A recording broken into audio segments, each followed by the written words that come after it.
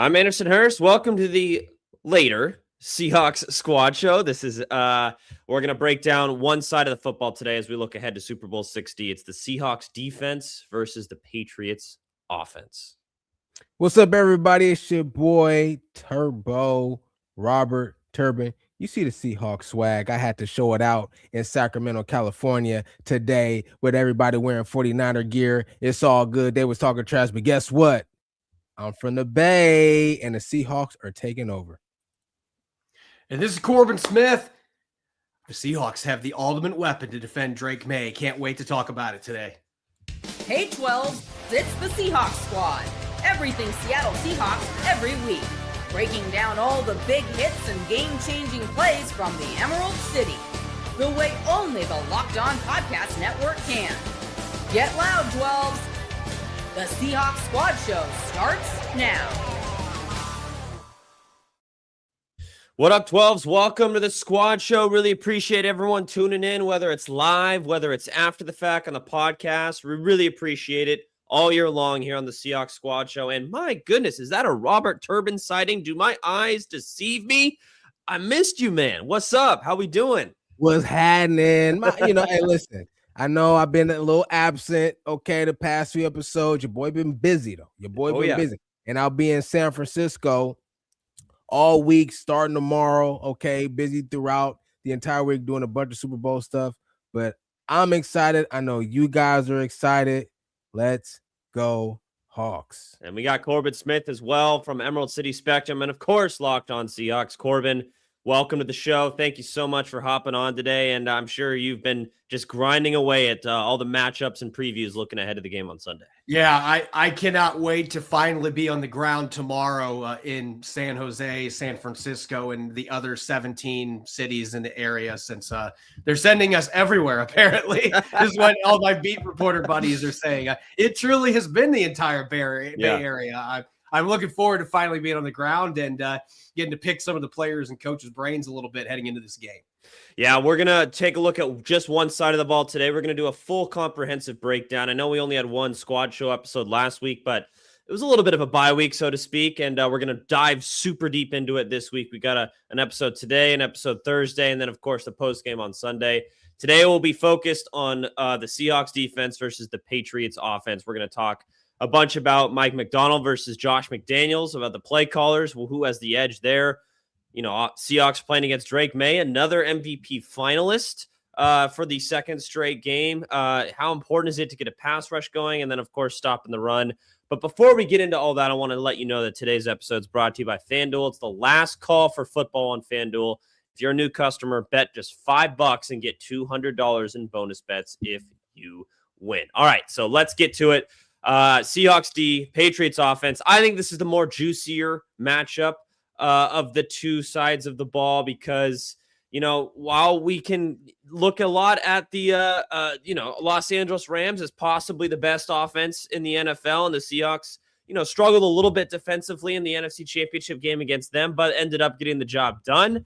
Just behind them 2 spots is the New England Patriots with a third scoring offense in the league. So they're not too much farther behind. Drake Maye obviously has had a fantastic year. Stephon Diggs, a couple weapons on the outside, decent running game with Travion Henderson and Ramondre Stevenson. So just overall, before we kind of dive deep into it, Turbo, what's your feeling about this particular matchup, Seahawks defense versus the Patriots offense? Who obviously the Seahawks defensively are very, very good. Did the Patriots pose as much of a threat as their numbers suggest? I don't really think they do. I was actually surprised that you mentioned that they were just 2 spots below the Rams in terms of scoring offense. The thing that I would give the Patriots credit on, especially from a personnel standpoint, is that they do have good players. They got 2 really good running backs. Ramondre Stevenson, obviously Henderson is a good back as well. Get to the outside, got a lot of speed. And then their wide receiving core, I think, really works well together. And then their X factor offensively, a guy that can seem like he's kind of absent, but can have a really explosive game, is Hunter Henry. And so he's one of those players that you really can't sleep on. But I think the X factor for them for the Patriots offensively is actually Booty. Okay, they're outside wide receiver number 9. Okay, because to me, he's their big play threat on the outside. The thing is, and this is the thing about the Patriots, it's like which version of him is going to show up, because I think our secondary is too athletic. Yeah. For their targets. Too athletic for Hunter Henry, too athletic for Stephon Diggs, etc. The only guy that can match it is, I think his first name is Kevin. Is it Kevin Booty? Yeah. Kayshawn Booty. Kayshawn, thank you. It's the only person I think that can match the athleticism is Kayshawn Booty. But the thing is that he's just not a consistent player. So if there's, something for that I'm going to be looking at in this game is, how is Coach McDaniels going to use Kayshawn Booty and try to navigate ways to get him open against a really strong secondary for the Seahawks? Yeah, and I actually misspoke. They're second in scoring offense. So that's crazy. Seahawks are third. Patriots are second. So it is crazy. Like when you look at the numbers, this offense does say that it's been a very effective and explosive offense all year. But Corbin, I'll ask you the same question. Do they pose as much of a threat as their numbers would indicate? I'm going to straight up say no, and that's not taking a shot. That doesn't mean they can't score some points. But look, I think the schedule that has benefited them the most on offense. They have had a lot of inferior teams that they scored a lot of points on. But I'm just looking at these playoff games. Like, they scored 16 points against the Chargers.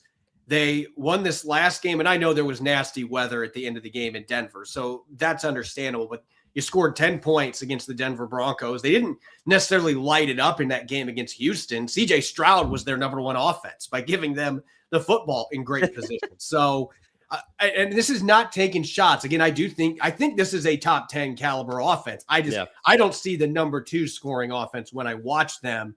And there's just a lot of inconsistency in terms of who's going to beat you. And sometimes that can be to your advantage. But Booty is the guy that is clearly the big play threat. 51% explosive play percentage this year. 17 of his 33 catches were explosive. So when he gets the ball in his hands, he makes things happen. But as Turbo pointed out, 33 catches the entire year. It's not like this guy is a high volume receiver. Stephon Diggs at this stage of his career, he's at his best running Diggs. He is not a downfield threat the way that he used to be. He is a carve up the middle of the field, and he's very damn good at it, but he is a carve up the middle of the field kind of guy. Mac Hollins is very similar, but I honestly think Hunter Henry is the most dangerous weapon that they have for this game. And he actually killed the Seahawks 2 years ago. I think it was week 2 in Foxborough with Jacoby Brissett playing quarterback, and the Seahawks had no answer for him for at least the first half. Second half, they started to shut him down a little bit. But he had 7 touchdowns this year, over 700 receiving yards. He can get some explosives that sneak up on you. So really the big question for them is going to be, can they protect Drake Maye? And it's fascinating because you look at the regular season versus playoff numbers. Regular season, Pro Football Focus charged Drake Maye with 20 of the 47 sacks that he took. It was a Russell Wilson type situation where you live with those extra sacks that he takes because of what he does with the extended plays. He does a lot of that improvisation stuff and extends. And more times than not, it's a good thing for your team. Right. And New England obviously won a ton of games with what he's able to do. But in the playoffs, 10 of the 15 sacks have been charged to the offensive line. 5 of those have been to their rookies on the left side in Will Campbell and Jared Wilson, the guard out of Georgia.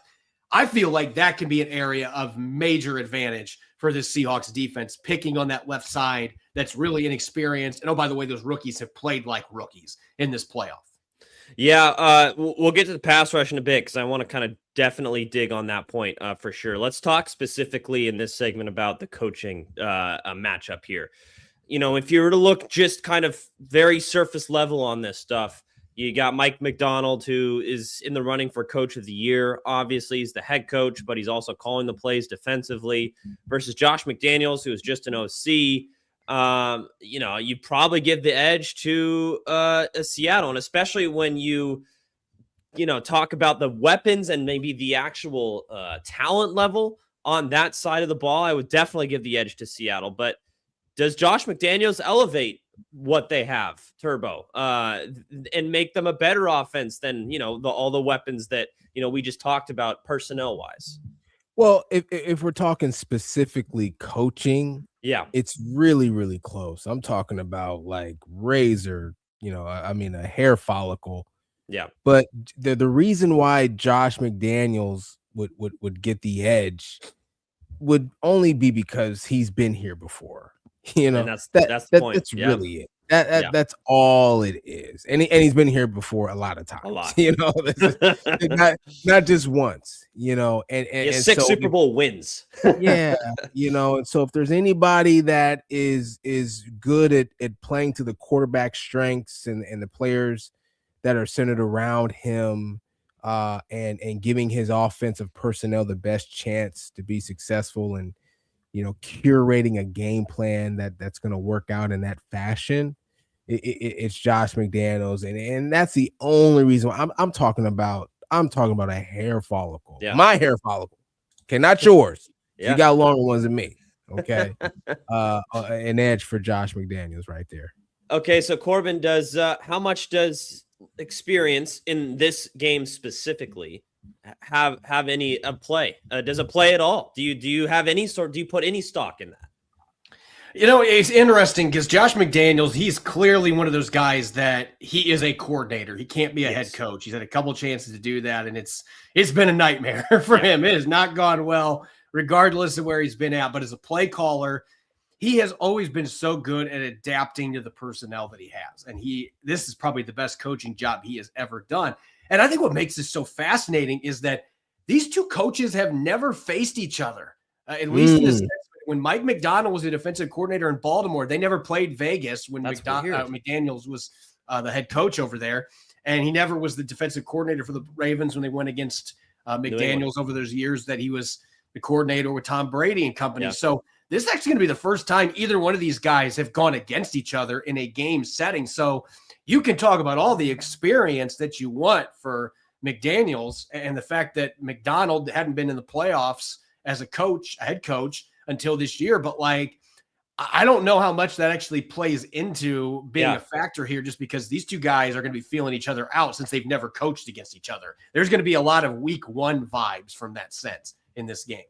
Yeah, so Turbo, let's turn it the other way, because I remember a certain Seahawks team that went in with a lack of experience in the Super Bowl that ended up being pretty successful in that game back in 2014.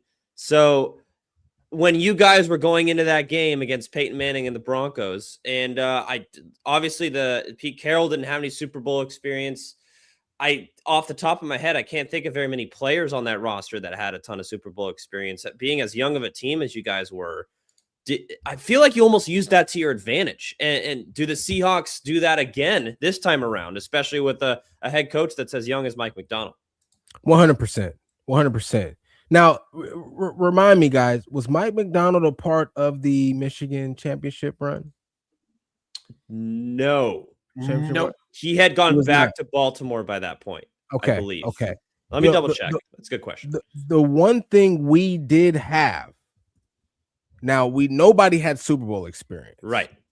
But the one thing we did have was with Pete Carroll, he did have national championship experience from college. And I think that helped us a little bit. Not a lot.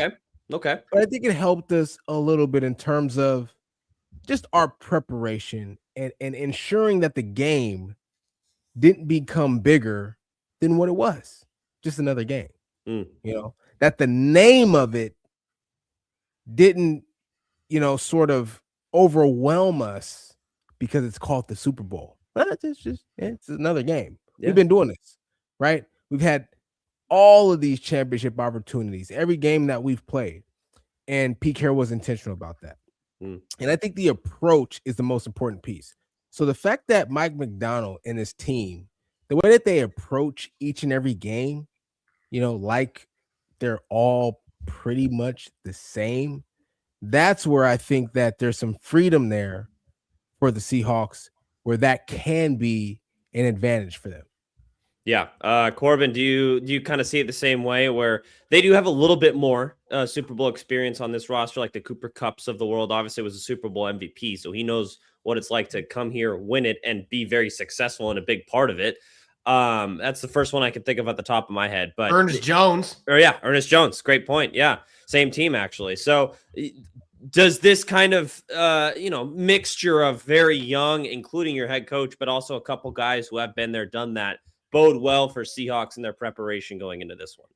I'm going to go a step further. I think the Seahawks, and I mentioned this going into the playoffs, because I didn't think Seattle was going to come out flat and be, the lights were going to be too bright for them, because they've got a lot of guys on this team that are young players that have played in playoff settings at the college level. And you can say what you want about the FCS, man. If you watched the Montana State game on ESPN last month, you would have thought that was the Super Bowl with the way fans were flocking. And by the way, it was like 4 degrees outside. Mm-hmm. And these crazy people had sellout. I mean, what was it, like $1,800 was the cheapest ticket you could get there for the Montana State game? It's crazy. You had Gray Zabel and Jalen Sundell. They played in 4 playoffs in their college careers apiece. North Dakota State was there pretty much every year. Those dudes, like Gray Zabel was going to the playoffs. And I remember talking to Gray in the locker room about this. He's like, look, I know the NFL playoffs are a step up, but we've played in situations like this, the winner go home thing. Byron Murphy with Texas played in the first college football playoff. Washington ended up beating them in that game. But my point is, you got a lot of guys that, even though they're not like the veterans from that standpoint, they are veterans in playing in these type of situations. And I think that's why you're seeing players like Jalen Sundell, Gray Zabel, Byron Murphy play so darn well in these games, because this doesn't feel like that much bigger of a stage. Super Bowl is a whole different level, but I just think that combined with some of the veterans they have, they have been able to be positioned where every game feels like the same game, and they don't let the stage get too bright for them. Yeah, and we'll talk about, Mike Vrabel and that side of the ball on Thursday, but he obviously has been there, done that as well. So it's a totally different level of experience, but I totally agree. We can't overlook the different levels of the biggest game at that level at this point in the year. And I think kind of comparing it to the 2013, 2014 team again, it's like you kind of have a ignorance is bliss sort of thing. Like, hey, it's just another game. Let's go kick their, what? So especially with, how much I have faith in Mike Macdonald and his ability to get these guys prepared to play a football game. I don't foresee there being any issue whatsoever with them being caught off guard with the pomp and circumstance that is the Super Bowl. Okay. Well, there is something that I think if New England Patriots fans were to kind of hang their hopes on one aspect of the game, it might be this, and it is their quarterback, Drake Maye, and his ability to kind of take the game over, so to speak. Is that real? Do you have any fear factor of the Seahawks going against Drake Maye and, his ability to – what he's done this year has been remarkable. Lots of explosive plays, can do stuff with his legs as well. I'm going to ask Turbo and Corbin here in the next segment what their fear factor is for Drake Maye moving forward towards the game on Sunday as we break down the Seahawks defense versus the Patriots offense leading into Super Bowl 60 here on the Seahawks Squad Show.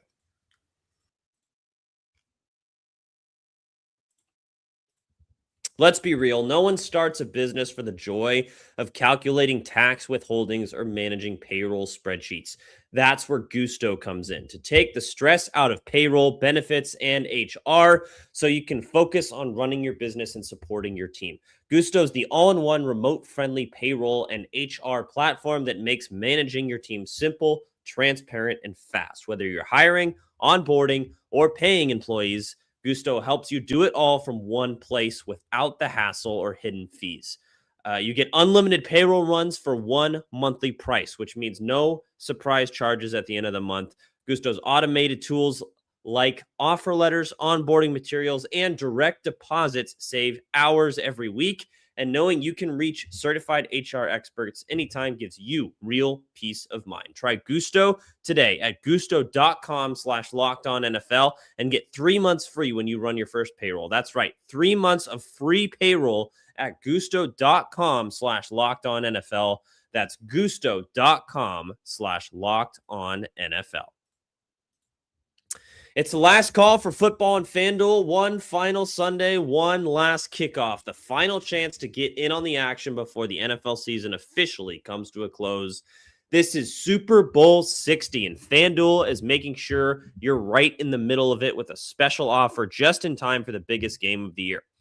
Whether you're backing the favorite, riding with the underdog, or building one last same-game parlay, this is the game everyone's been waiting for. This is where predictions turn into parlays, stats turn into storylines, and every snap feels bigger. It's the perfect way to cap off the season and make the Super Bowl even more exciting from the kickoff to the final whistle. If you're a new customer, bet just $5 and get $200 in bonus bets if you win. Make it count, because after the Super Bowl, the season's over. Last call for football on FanDuel, an official sports book partner of Super Bowl 60. Visit FanDuel.com to get started. Welcome back, Seahawks Squad Show. Anderson Hurst, Robert Turbin, Corbin Smith with you. We're breaking down the Seahawks D versus the Patriots O. And I think one of the biggest parts of this conversation is going to be Drake Maye. So let's just open it up. How afraid of you are you of Drake Maye carving up this Seahawks D, Turbo? What?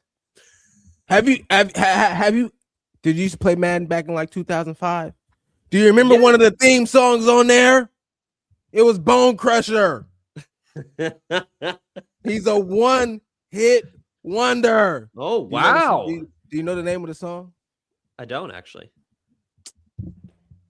Come on, Corbin. You know, Bone Crusher. I played a lot of Madden in 2005, but I had it only set on the heavy metal songs. I'm looking. I ain't never scared. Pay attention. Listen to some more rap music, y'all. What's wrong with y'all? Never scared. Yep, that's it. I ain't never scared. There ain't nothing to be scared of with this man. Okay. I get it. MVP candidate. It's all good. He had a nice season. Okay. Yeah. All right. But nah. There's nothing, I ain't never scared. And that's how the defense, I guarantee, is approaching this. Now, does he have some skill sets? Absolutely. The one thing I think that can break down this defense is his feet. Okay. Because I don't think he can win with his arm. I don't think but he is probably, and Corbin, I would love your opinion on this. If you look at all the quarterbacks that the Seahawks have faced in the playoffs, he's probably the best one with his feet in terms of being able to run. All right. Play breaks down, needs to make something happen.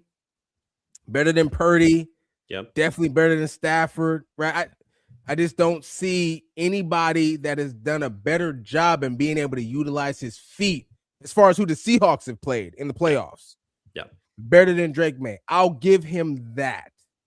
Other than that, man, it's Bone Crusher. I ain't never scared. Corbin, respond to that. Yeah. I don't know if I'm going to go quite that far, but I do think that Drake Maye, my viewpoint is that he has played, obviously his numbers are MVP caliber. I do think the schedule's impacted some of that. The opponents they have played has impacted some of that.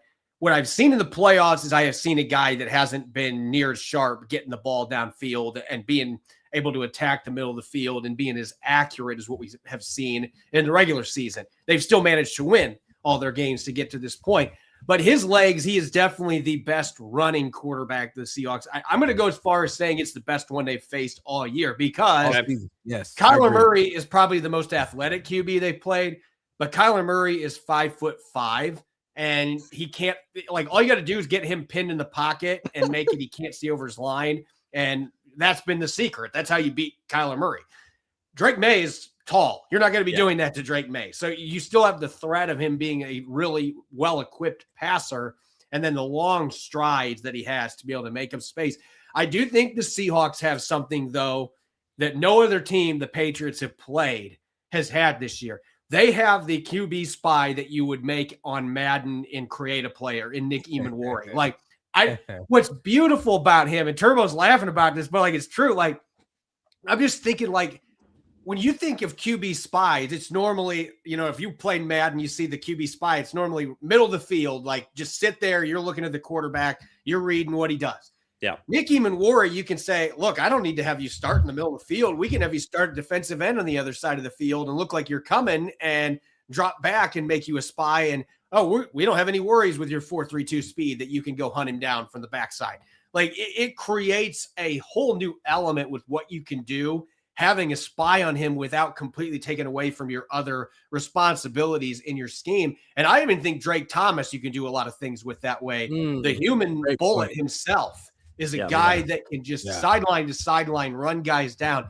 I think Seattle's got the athletes to be able to erase a lot of the runs that Drake Maye has had.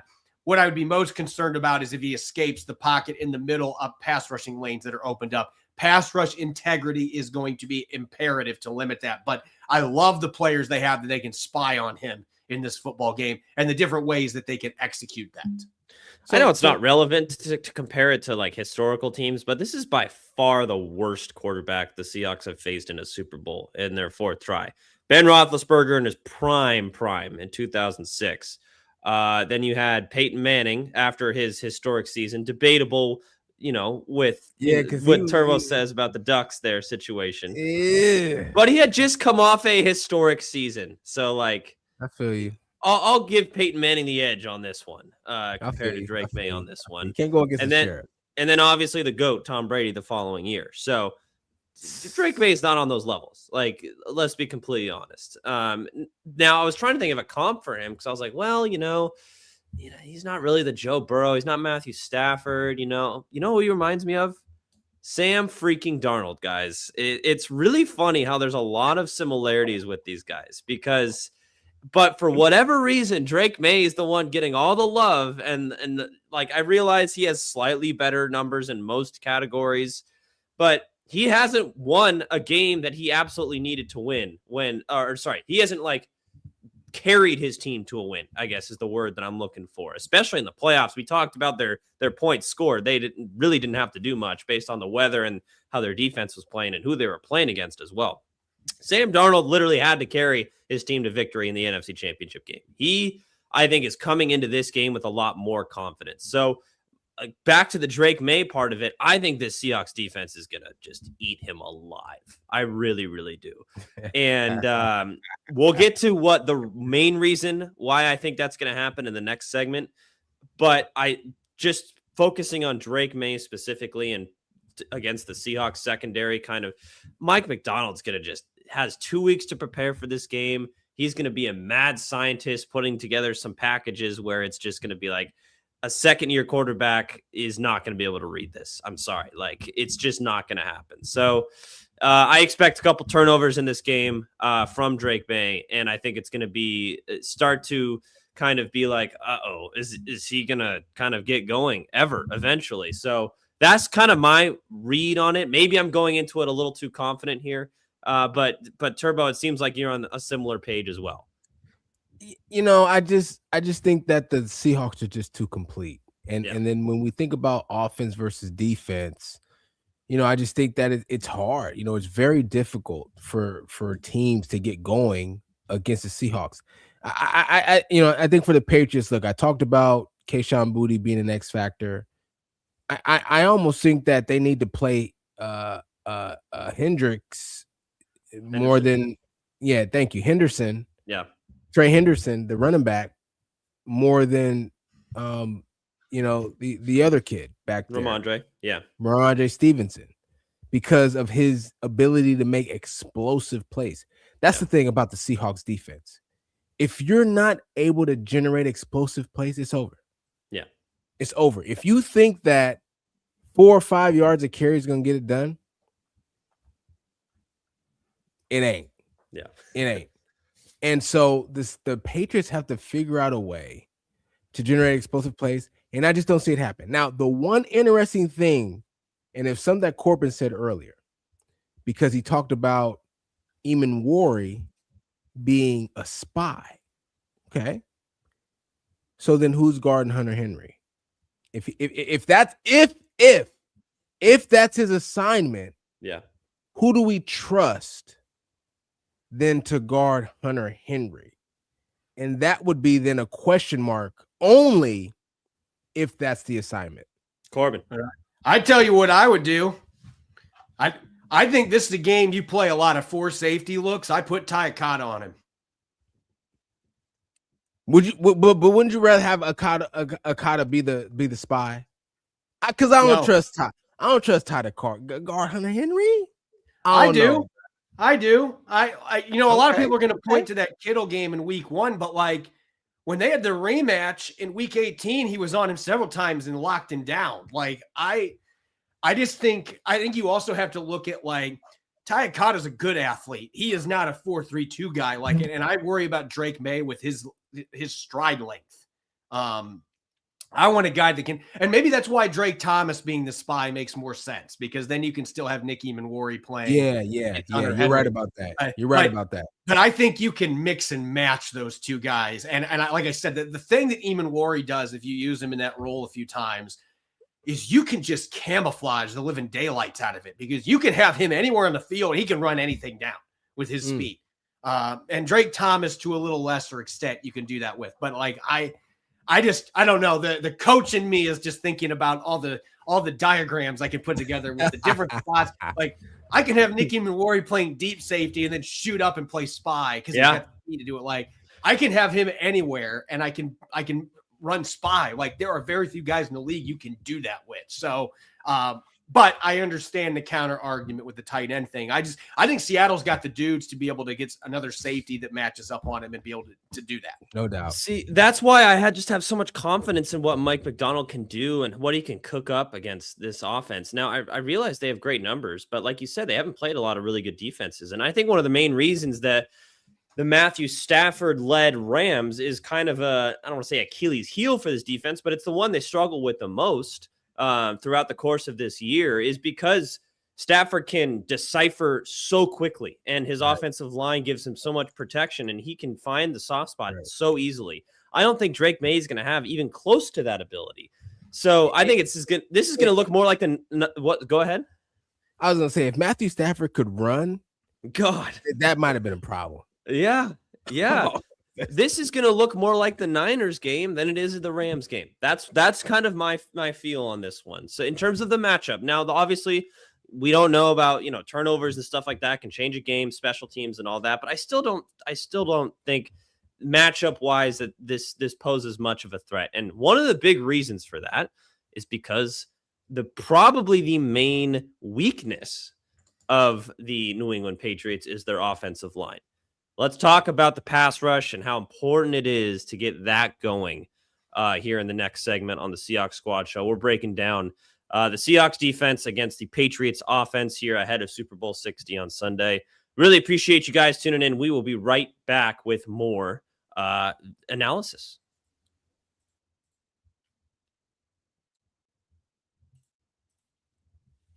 This episode's sponsored by BetterHelp. February can be a lot. Flowers, candy, stuffed animals, and so much talk about relationships. And it can honestly feel like everyone else has it all together in their love life. But here's the truth. Whether you're married, dating, single, or just focusing on you, most people are still figuring it out. And no matter where you are in your romantic journey, therapy can help you find a way. It can help you get clear on what you want, what feels heavy, and how to take some pressure off yourself. It's so easy to assume everyone else has the perfect relationship, and most people are working through something every single day. Therapy can help you recognize patterns that might be weighing relationships down. It can help you communicate better, set healthier boundaries, and stop carrying everything alone. And even if you're not in a relationship right now, therapy can help you feel more confident in what you want moving forward. The biggest thing, it reminds you that you're not the only one. You're not behind. You're right on time.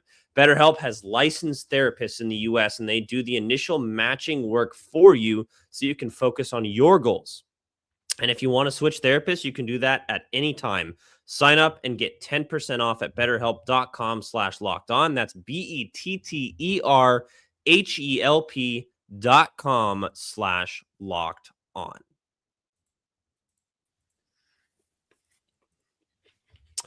Welcome back. Seahawks Squad Show. Anderson Hurst, Robert Turbin, Corbin Smith with you. We're breaking down the Seahawks defense against the Patriots offense. And maybe the strength of the Patriots offense will be their quarterback and his ability to, find open receivers and make plays with his legs. But, all that can come down crashing very quickly if you don't give him protection.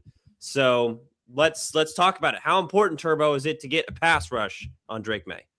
Huge, especially because them boys on the left side struggling. Rookies over there. I don't think they'll be able to handle this, bro. That's what gives me so much confidence. You know, it's just like they've been struggling on the left side of the offensive line. Yeah, they've been able to pacify it, but there's no pacifying against the Seahawks defense. You can't band-aid anything against the Seahawks because they're so consistent. Like like they don't play like this up and down. Yeah, they're just boom. So you better get your stuff together. And I just don't. It's too late. You've been exposed on film. It's on film. The evidence is there. And so for me, I think the Seahawks are going to move guys along the defensive line, put them at different spots, matchups. Matchups win championships. Matchups win championships. And so they're going to ensure that they're good at the right matchups, especially on the defensive line, and ensure that they're putting themselves in an advantageous situation to win. Yeah. And so I think that there's an advantage there for the Seahawks on the D line. Yeah, so Turbo, they struggled, to be frank, against the Rams in the NFC Championship game. They didn't get a ton of pressure on Matthew Stafford. He was kind of cooking, but that's always against the Rams. Yeah. So when they played the Rams early in the season, they didn't generate any sacks. It's true. You know, so you got to give the Rams credit. Yeah. Patriots though, a little bit different. Yeah. So what's the key? Do you see it as that simple that just because you're not facing the Rams and you're facing a much worse offensive line that the Seahawks are going to get pressure in this game? I do think it's that simple. I think the other thing they'll do is they'll move guys around on the D line, but I think the matchups itself give the Seahawks advantage on the front line. Corbin, do you agree? Yeah, I keep pointing out that left side of the line. If I'm adding Durde and Mike Macdonald teaming up here, what I'm doing, I'm putting Leonard Williams and DeMarcus Lawrence over there against those two guys. And I'm saying we are physically going to bully your two rookies. We're going to take guys that can turn speed to power. I think Derek Hall's another guy that you can do that with as well. But I think that this is definitely a situation where particularly Will Campbell, like coming into the league, the biggest concern for him, one was arm length, which like that's neither here nor there. I don't think that's as big of a deal as some people make it, but getting bullied by stronger, powerful rushers. He's had issues with that in this entire playoff as well. So I think this is a prime game for somebody like DeMarcus Lawrence or even Leonard Williams going out wide and just saying, I am going to bull rush you into oblivion. And you can do that with Jared Wilson at the guard spot too. He's lighting the pants for an NFL guard. Like I just look at this as a game where Seattle's strength and their physicality is going to cause major problems for those two guys on the left side. And Drake Maye holds onto the ball longer than almost any quarterback in the league. 3.1 seconds per drop back in the regular season. If that continues in this game, he is going to get buried alive. If he's quicker getting the ball out or they have more design runs mixed in, that can counter that a little bit. But he's not going to be holding onto the ball that long and expect not to get annihilated. Corbin, let me follow. You got the stopwatch out every time Drake Maye drop back the pass. This data is available. Golly. This data is available. No, Pro Football Focus does. I just happen to have that number memorized. This is what I get Corbin, for being a writer. Like I have all these stats popping in my head. Yeah, you got to have those ready to go. We always love Corbin being the frontline reporter here from Locked On Seahawks. You know, you do the hard work while we just talk about it. So, Corbin, let me follow it up here. Do they have to blitz? Or can they get pressure with force? Oh, Turbo just immediately answered what I was going to. I think this is a game your front four wins it for you. I think you drop back max guys that you can. And I think you say, okay, Drake Maye, we're going to let you hold on to the ball a little bit, but our guys are going to be coming for you. Okay. And those quick hitters are not going to be there. Okay. Turbo, I see you're nodding your head. You're nodding your head. I don't think Drake Maye can beat us with his arm. Okay. Number one. Number two, you don't need to blitz because I don't think Drake Maye can beat us with his arm. Yeah. So force him to go through his progression and see if he can find open targets. They're going to struggle with open targets because they don't have the dynamite athletic wide receiver available for them. Right. Again, the X factor will be Hunter Henry. He might have a big game, but it may not be enough to, get them over the hump in terms of winning the overall football game. Right. But if you're going to ask Stephon Diggs and Mac Hollins and Kayshon Boutte to get open, not generate explosive plays. I'm talking about just getting open consistently against the Seahawks secondary. Yeah.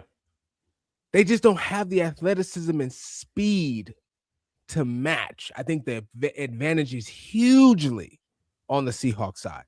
So let me counter that. If I'm the Patriots, obviously knowing this at this point, this is a weakness of your team. One of the good things about coaching is knowing where you are good and where you aren't and where you can take advantage. So my game plan is to do, quick hitters, screens, slants, checkdowns. How do the Seahawks counter that? How do we avoid? Because I think even in the Niners game, Seahawks obviously blew them out and were awesome defensively. There were still moments where it was, just check down to Christian McCaffrey. He gets 15 yards, right? And I know they don't have a Christian McCaffrey, but how do we avoid something like that continuing to happen? Maybe they won't get explosive plays, but they don't nickel and dime you up and down the field, Corbin.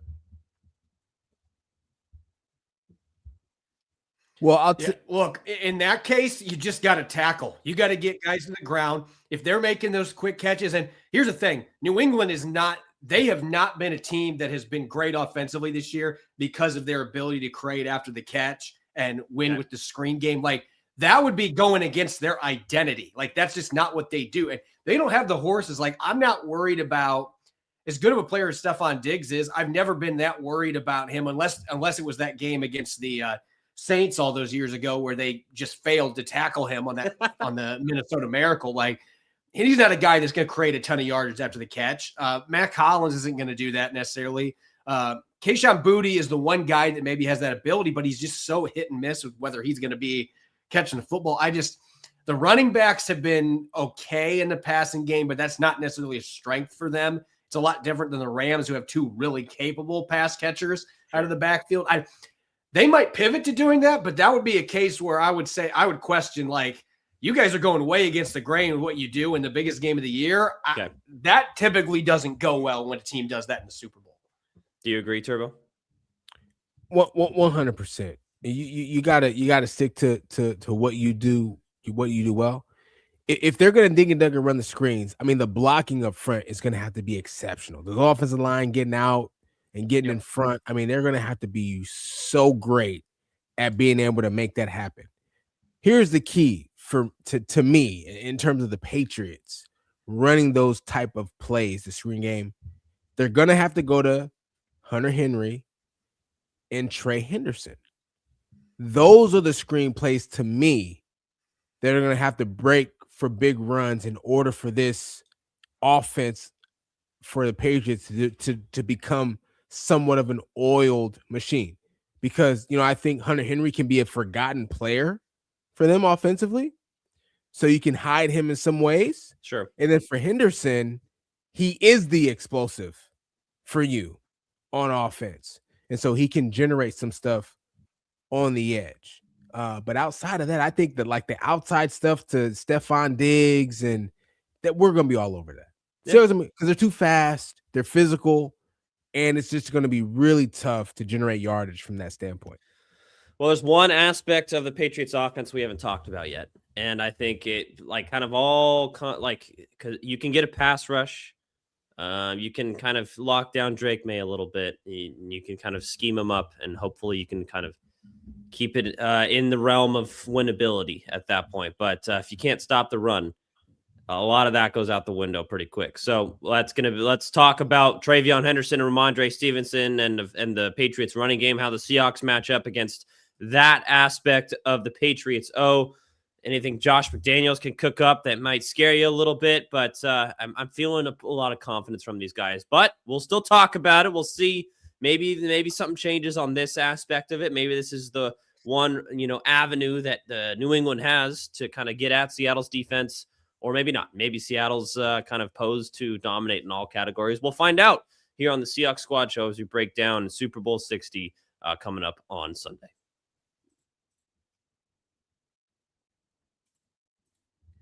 Tax season doesn't have to take over your life.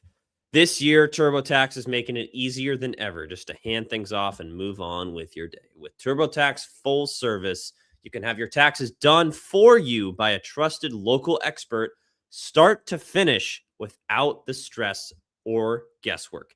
Instead of spending hours trying to figure out forms, you can meet with a local TurboTax expert in person or connect online. They handle everything from W-2s to self-employed forms and work to get you every deduction possible. You can upload your documents, go about your day, and get updates right in the TurboTax app. It's a huge time saver and gives real peace of mind knowing an expert is handling it for you.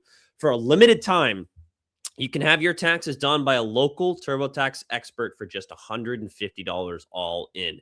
If a TurboTax expert didn't file for you last year, just file by February 28th. Take taxes off your plate and get back to your life. Visit TurboTax.com/local to book your appointment today.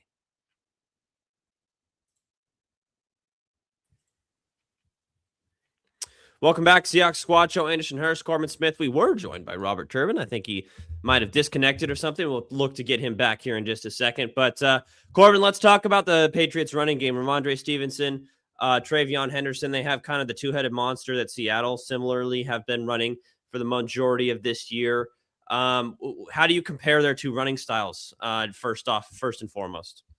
It's interesting. When you look at the stats, you would think that these two guys are very similar because they both averaged more than 3.2 yards per carry after contact.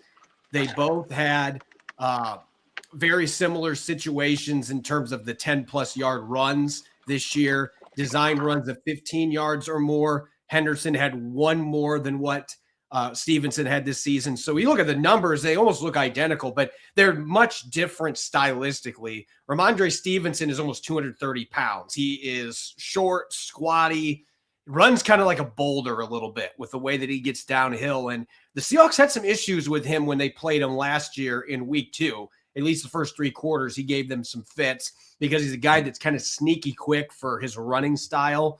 He catches you off guard with his ability to move with that size and his power. Henderson is the Ken Walker III on their team. He's the guy that is a home run hitter. 180 touches. He had 9 touchdowns this year.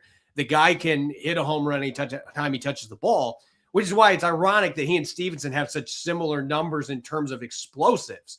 Those two guys are very similar. And so I find that to be quite interesting from the sense that they are, when you watch film, they do it much differently, but somehow they've ended up at the same spot from the fork in the road. But you turn on the film, Stevenson is the bulldozer. He's more of a break tackles, go straight downhill, no hold barred type guy. Henderson can break through tackles, but he makes guys miss, and he's just explosive. He is a speedster that can get the football, and he can go the distance. So 2 totally different style runners that just happen to have very similar stat lines. Yeah, let's get to our RB1 here at Turbo, because it seems to me like everyone points to Drake Maye with the Patriots offense, but I actually think this running game poses more of a threat in my eyes. Turbo, do you see it the same way, especially with these two-headed monster with Ramondre Stevenson and Travion Henderson? It can. The thing that worries me, though, for the Patriots at least, is that, the Seahawks against the run all season long have been really strong. It's been one of their strengths. They did start to – there were some leaks, I would say, against the Rams in the NFC Championship game, particularly on the right side of the defense.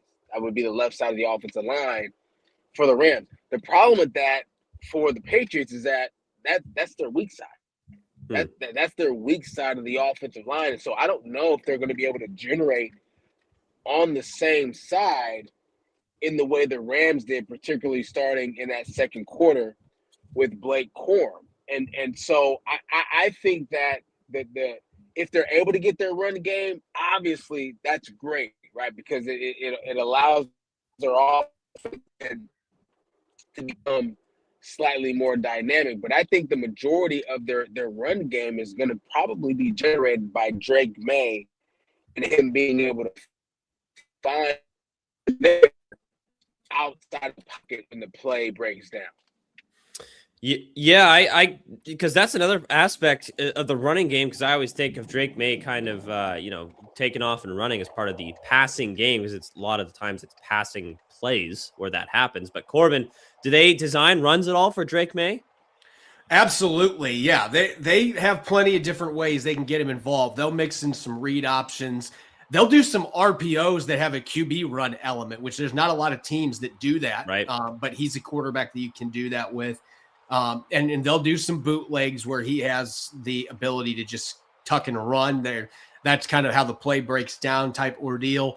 But I'm not going to sit here and say they use him like Lamar Jackson either. Okay. This isn't a case where a big chunk of the offense is going to be those design runs. Where he's really been dangerous has been extending pass plays. He's had 60 in the regular season. He had 61 scrambles, according to Pro Football Focus, off of pass plays. So you can expect that that's something he's always going to be looking for that. And he is willing to use his legs in that case. But they use some design runs with QBs. It's just, I wouldn't say that it is like a pinnacle of this offense, though. Yeah, the one kind of area where I think New England really kind of thrives offensively is in the red zone, because they've been really good at converting when they get into that area into touchdowns. Do you see that being any sort of issue for this defense? Maybe it won't be explosive plays, but when they kind of get into that point, all you need is a few yards. Hand it off a couple times, throw a QB design run in there, and you can get in the end zone. Corbin, do you see that as becoming an issue for Seattle in the red zone? So I'm going to say right now, I think the biggest thing that could make this game tilt in New England's favor, it's a twofold thing. If they can consistently get really good starting position, that I think would send the game into New England's favor. And because of that, it's a ripple effect thing. If they have really good field position, you don't have to go far to get in the red zone. I do like their weaponry they have, particularly having Henry at tight end. Mac Hollins is a good red zone threat at receiver. Stephon Diggs has always been a good red zone player. Their two running backs are both vultures in that regard. Sure. This is an offense with Drake Maye's running ability and the pieces they have. I would worry about Seattle being able to do the bend but don't break thing against this team. If you're getting inside Seattle's 20 consistently, there's a good chance they're going to be putting sevens on the board. So I look at this game, that might be the biggest factor that keeps New England in it. If Seattle can force them to have to make long drives consistently and they don't get to the red zone very often, I love Seattle's chances to win this by multiple scores. If New England is getting the ball in good field position or great field position, and they're getting into the red zone regularly, this could tilt into New England's favor. Yeah, and that just tells me, you just can't turn the ball over offensively, because the Seahawks are not going to go for it a bunch of times on fourth down. They're going to trust Michael Dixon, pin them deep, kind of do their thing on that aspect of the game. So it seems like a pretty simple formula. Obviously, it's easy to say that now. But overall, guys, before we kind of wrap things up here, how many points do the Seahawks offense need to score where you feel like you can win this game? I won't go full on predictions, but is it like a race to 20? Is it a race to 17? What are we thinking here? How many points does the offense need to score before you feel like, yep, that's enough? What would you sign up for right now based off of, what we talked about from the defensive side of the ball? Corbin, I'll let you go first. I'm going to say 23. Right now, FanDuel's got the game line at 45.5 points. I have it coming just short of that. I have a feeling this is going to be a low turnover, but somewhat defensive game. Okay. I don't expect a ton of fireworks, to be honest with you. So I think if you get to 21 to 23 point range, you're going to be able to win this one, in my opinion. Yeah. What about you, Turbo? So the question is, how many points do you need to win the Seahawks? Yeah. I'm basically saying, how many points do you think the Patriots are capable of scoring? So how many points offensively do you need to outscore that? Okay, so I think the Patriots are capable of scoring 10 points. Wow. So for the Seahawks, All they need is 13 in this game to win. Okay. That's my thing. Okay. That's my thought on it. You get two touchdowns, you're feeling good. 100%. Because you look at the game against the Broncos, and I understand the weather was a factor in the second half, but I mean, maybe that played into the Patriots' advantage. They didn't have anything going offensively, and I think the Seahawks are a better defense than the Broncos. Yeah, so, yeah. 13 points for the Seahawks, to me, wins the game. Wow. All right. Bold take from Turbo there. I like it. Corbin, a little more traditional with the 2021. There we go. But I'll say if you get two touchdowns, maybe 17, I'm feeling pretty good. But yeah, I just think you guys nailed it pretty heavily there. Like the field position is going to be huge. Obviously, we'll talk about the offense on Thursday, but just don't turn the ball over. We'll be in good shape. I trust this defense. I trust Mike Macdonald. Not just with the preparation overall with the team, but in terms of scheming against this Patriots offense.